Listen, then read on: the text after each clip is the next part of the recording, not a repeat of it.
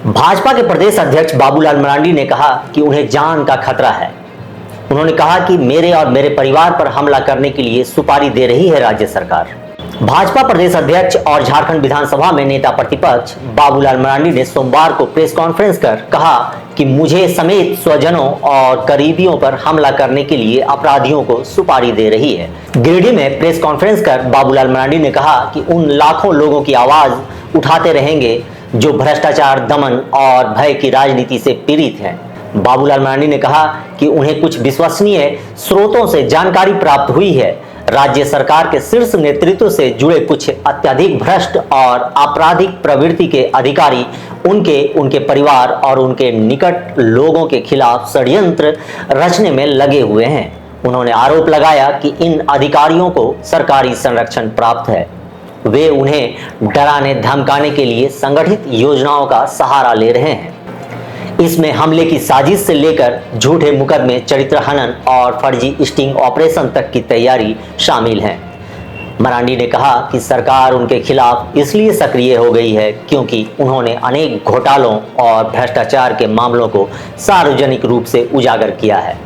इनमें छत्तीसगढ़ झारखंड शराब घोटाला, बालू, पत्थर, जमीन और कोयले के अवैध खनन एवं तस्करी से जुड़े रैकेट शामिल हैं। बाबूलाल मरांडी ने कहा कि पूर्व में शिकारीपारा क्षेत्र में उनके खिलाफ उग्रवादियों से जानलेवा हमला कराने की सूचना पर केंद्र सरकार ने उनकी सुरक्षा की जिम्मेदारी सीआरपीएफ को सौंपी थी। उनके पुत्र के निधन के बाद भी सच के लिए उनकी आवाज को दबाया नहीं जा सकता है। वहीं बाबूलाल मरांडी के इस बयान के बाद में भाजपा भी संगठित होकर बाबूलाल मरांडी के साथ खड़े हो गए हैं। आदित्य साहू ने कहा कि सड़क पर उतरेंगे भाजपा के कार्यकर्ता। प्रदेश भाजपा महामंत्री और राज्यसभा सदस्य आदित्य साहू ने बाबूलाल मरांडी पर खतरे की बात को गंभीर मामला बताया है। आदित्य साहू ने कहा कि बाबूलाल मरांडी को कुछ भी हुआ तो राज्य की जनता और भाजपा कार्यकर्ता सड़क पर उतरकर संघर्ष करेंगे। लोकतंत्र में सच की आवाज को दबाने की कोशिश कामयाब नहीं होने दी जाएगी। भाजपा कार्य समिति सदस्य सुरेश साव ने कहा कि विपक्ष की आवाज दबाने की सरकार की कोशिश का कार्यकर्ता जवाब देंगे।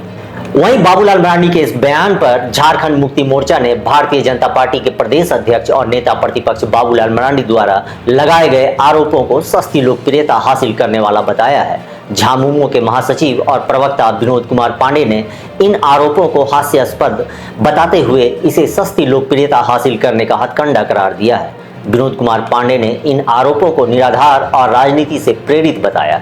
उन्होंने कहा कि बाबूलाल मरांडी झारखंड के प्रथम मुख्यमंत्री रहे हैं और वर्तमान में नेता प्रतिपक्ष की जिम्मेवारी संभाल रहे हैं।